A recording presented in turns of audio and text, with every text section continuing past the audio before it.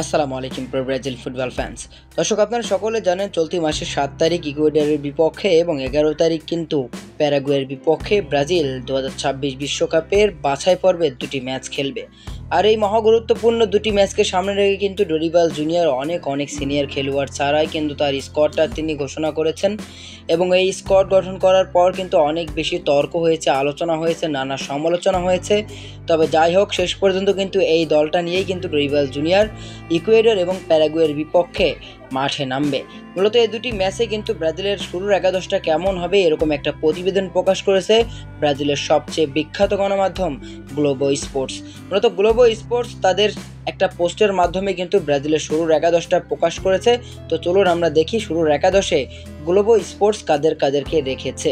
Globo sports গোলকিপারে রেখেছে Allison বেকারকে, ডিফেন্ডারে আছে এদের মিলিতাও এবং গাব্রিয়েল ম্যাগালাইসকে, এবং লেফট সাইডে আছে অ্যারেনা এবং রাইট সাইডে আছে ড্যানিলো, এবং মিডফিল্ডারে রেখেছে তারা তিনজন। রাইট মিডে রেখেছেন আন্দ্রে এবং বাম মিডে রেখেছেন বুর্নো গুইমারেস, এবং অ্যাটাকিং মিডফিল্ডারে রেখেছে লুকাস পাকুয়েতাকে।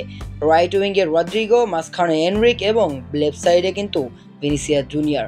মূলত এই একাদশটা দেখার পর কিন্তু অনেকেরই মাথার মধ্যে ঘুরপাক খাচ্ছে, তাহলে এস্তাভা উইলিয়ান এবং লুকাস মোহরাকে দলে নিয়ে ডরিবাল জুনিয়র ঠিক কী করতে চাচ্ছে।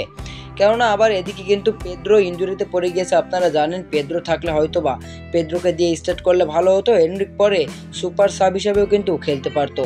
তবে যাই হোক, শেষ পর্যন্ত কিন্তু গ্লোবো স্পোর্টস এরকম একটা প্রতিবেদন প্রকাশ করেছে। এখনও কিন্তু এটা শিওর নয়, আমি আবারও বলছি, এটা জাস্ট একটা সংবাদ মাধ্যম তারা প্রকাশ করেছে। তারা বলছে ডরিবাল জুনিয়র এরকম একটা একাদশ নিয়ে মাঠে নামবে, কিন্তু তখনই আমরা প্রমাণ পাবো যখন আসলে ফাইনাল একাদশটা আমরা নিজেরাই দেখতে পাবো, কোনো গণমাধ্যমের ওপর ভিত্তি করে নয়। তবে এরকম যদি একাদশটা হয় তাহলে কিন্তু মোটামুটি ভালোও হবে, কেননা ব্রাজিলিয়ান এই তিন উইঙ্গার তারা তিনজনই কিন্তু রিয়াল মাদ্রিদে খেলে, আর তাদের কম্বিনেশনটা খুব ভালো হবে। তারা যেহেতু একই ক্লাব থেকে এসেছে, তাই ডরিবাল জুনিয়র এই স্কোয়াডটা দিয়ে শুরু করে এই দলটাকে কিন্তু বাজিয়েও দেখতে পারে।